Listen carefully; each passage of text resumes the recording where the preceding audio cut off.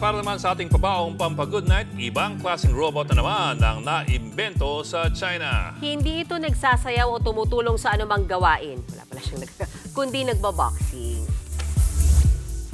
Sanay sa job ang dalawang robot boxers na yan. Nagpapalitan din sila ng suntok gamit ang kanilang mga bakal na kamao.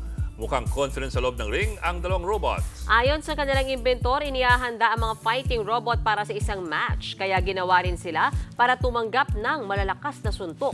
Makakatayo rin sila sakaling ma-knockdown sa loob ng ring. Mga kapatid, Ed Lingaw po, maging maalam at may pakialam sa mga napapanahong balita sa ating bansa.